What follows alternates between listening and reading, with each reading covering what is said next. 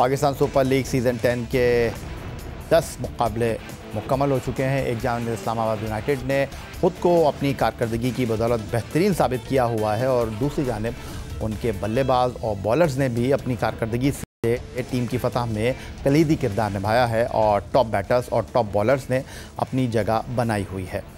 लेकिन प्रोग्राम के इस हिस्से में हम इस्लामाबाद यूनाइटेड की परफॉर्मेंस की बात तो नहीं करेंगे, बल्कि एक ऐसे शोबे की बात करेंगे जहां बैटर्स का जुमा बाजार लग गया है। जी, इस वक्त PSL 10 में ओपनर्स की दौड़ में एक बार दो नहीं बल्कि पूरे 9 पाकिस्तानी बैटर्स हैं जो परफॉर्मेंस से कौमी टीम में अपनी शमूलियत की मोहर सब्त करना चाहते हैं। मोहम्मद रिजवान और बाबर आजम एक अरसे से पाकिस्तान T20 टीम में ओपनिंग की जिम्मेदारी निभाते रहे हैं, बल्कि उनसे कबल फ़खर ज़मान इस पोजीशन पर सबसे मजबूत उम्मीदवार रहे। लेकिन फिर साइम अयूब, उस्मान खान, मोहम्मद हारिस ने पाकिस्तान टीम के लिए इस पोजीशन पर किस्मत आजमाई की, जहां साइम अयूब कामयाब साबित हुए और अब दौरा न्यूजीलैंड में हसन नवाज़ ने ख़ुद को एक सेंचुरी के साथ मनवाया। ज़रूर सब PSL में बात कर रहे हैं इस्लामाबाद यूनाइटेड के लिए खेलने वाले साहबजादा फरहान की, जो अब तक इस टूर्नामेंट में 1 सेंचुरी और 1 निफ सेंचुरी स्कोर कर चुके हैं। कोयटा ग्लैडिएटर के कप्तान सऊद शकील भी ओपनिंग पोजीशन पर किस्मत आजमा रहे हैं, टीम की फतह में अहम किरदार अदा करना चाहते हैं। और दिलचस्प अमर यह है कि अब तक होने वाले मुकाबलों में अगर टॉप 15 बैटर्स में गैर मुल्की क्रिकेटर्स और खुशदिल शाह को निकाल दिया जाए तो बकिया पाकिस्तानी बैटर्स में साहबजादा फरहान, मोहम्मद रिजवान, मोहम्मद हारिस, फ़खर ज़मान, अब्दुल्ला शफीक, उस्मान खान और सऊद शकील वो बल्लेबाज हैं जो टॉप ऑर्डर में टॉप स्कोरर रहे हैं। PSL सीज़न 10 में टॉप ऑर्डर में पाकिस्तानी बल्लेबाजों की भरमार और इसकी वजह कौमी टीम की सिलेक्शन पर पड़ने वाले असरात पर बात करने के लिए लाहौर से वीडियो लिंक पर हमारे साथ मौजूद हैं टेस्ट ओपनर और पाकिस्तान के लिए तीनों फॉर्मेट में सेंचुरी बनाने वाले अव्वलीन बैटर अहमद शहजाद। खुशामदीद कहते हैं आपको। अहमद, आपको अभी जो सूरत हाल हमने बताई या देखने वालों को पेश की कि पाकिस्तान सुपर लीग की 6 फ्रेंचाइजीज़ में 9 ऐसे बैटर्स हैं जो बतौर ओपनर मैदान में उतर रहे हैं और गुज़िश्ता मैच में भी आपने देखा कि आज़म खान को भी बतौर ओपनर मैदान में उतार दिया गया। तो क्या हर कोई बस इसी पोजीशन पर खेलने को तरजीह दे रहा है या फिर मोहम्मद रिजवान और बाबर आजम ने ये एक ट्रेंड सेट कर दिया है कि इस पोजीशन पर बैटिंग करते हुए रन स्कोर करें चाहे टीम हारे या जीते, क्योंकि रिजवान और बाबर पर माजी में ये तनकीद होती रही है? जी, इसमें तो कोई दो राय नहीं है कि फर्स्ट 6 ओवर्स के अंदर T20 क्रिकेट में बैटिंग करना आसान है, जिसकी वजह से आप देखेंगे कि हर कोई ये चाहता है कि वो टॉप ऑर्डर पे खेले। फिर आपके जो मुल्क के सीनियर्स होते हैं वो कुछ हद इस तरह के डिसीजंस लेके ट्रेंड सेट करते हैं पूरी डोमेस्टिक के लिए, पूरी कंट्री के लिए कि यार this is not the way. लेकिन जिस तरह रिजवान और बाबर ने ओवर द ईयर्स अपनी जगह छोड़ी ही नहीं और अब आके जिन टीम्स को उन्होंने रिप्रेजेंट किया है उनके अगर ऑनर्स भी देखेंगे तो वो यही बात करते हुए नजर आते हैं कि हमने इन लोगों को बोला कि अपनी जगह चेंज कर लें, लेकिन उन्होंने टीम छोड़ने को तरजीह दी लेकिन अपनी जगह छोड़ने को नहीं दी। अहमद शहजाद, मैं भी गुज़िश्ता 9 सीज़न के टॉप स्कोरर बैटर देख रहा। सिर्फ पहला सीज़न जो 2016 में मना हुआ वहाँ उमर अकमल बतौर मिडल ऑर्डर में बैटिंग करते हुए टॉप स्कोरर है। इसके बाद 2017 से 2024 तक कामरान अकमल, बाबर आजम, मोहम्मद रिजवान, फ़खर ज़मान,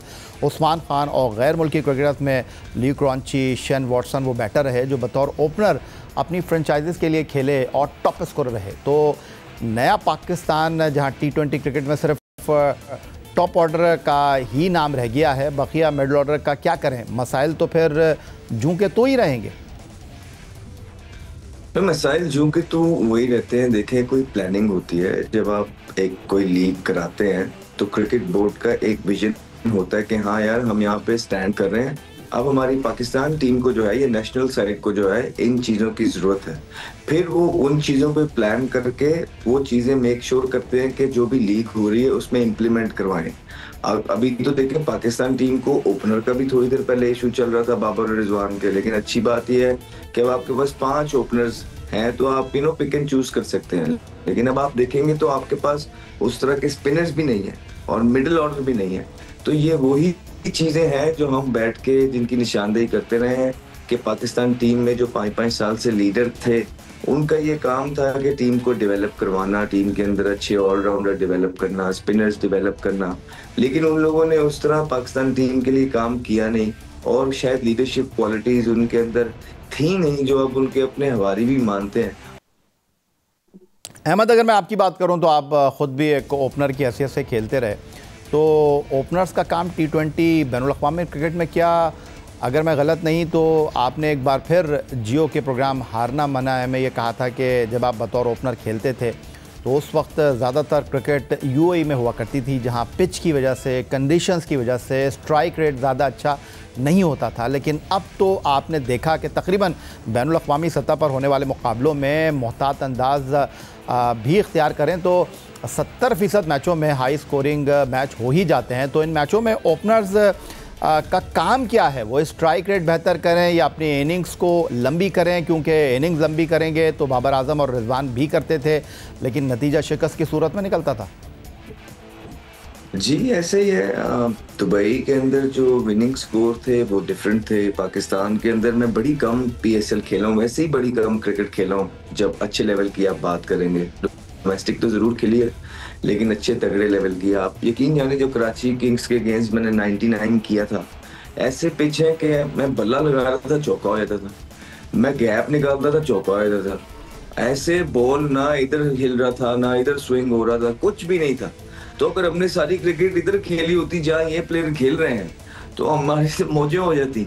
तो आजकल तो क्रिकेट बहुत आगे चली गई है। आपने दुनिया का कैलिबर मीट करना है, वो ये है कि टिम साइफर्ट से भी वनडे क्रिकेट हो रही थी। अब T20 की क्रिकेट तो छोड़िए। जब न्यूजीलैंड की सीरीज थी और पाकिस्तान अभी रिसेंटली न्यूजीलैंड गया था, ओवरकास्ट कंडीशन थी, रात को बारिश हुई भी थी, पिच पे कवर्स थे, टॉस हुआ, टॉस हार गया न्यूजीलैंड। पाकिस्तान ने सही किया कि पहले बॉलिंग का फैसला किया। इस दौरान जो है उनका इंटरव्यू हुआ एक प्री मैच साइफर्ट का, उनसे सवाल हुआ कि ये कंडीशंस तो बैटिंग के लिए इतनी फेवरेबल नहीं है, बॉलिंग के लिए लग रही है, सीम भी होगा, स्विंग भी होगा, आपका क्या प्लान है इस पिच पे? उन्होंने बोला जी बिल्कुल ठीक कह रहे हैं, ओवर का कंडीशन है, कवर भी पड़े हुए थे, बाउंस भी होगा, घास भी मौजूद है, सीम भी होगा। मैं कोशिश करूंगा कि मैं जो है ना बॉलर को अंडर प्रेशर लाऊं और जहां उसको सेटल ही ना होने दूं और पहले बॉल से उस पर अटैक करूं।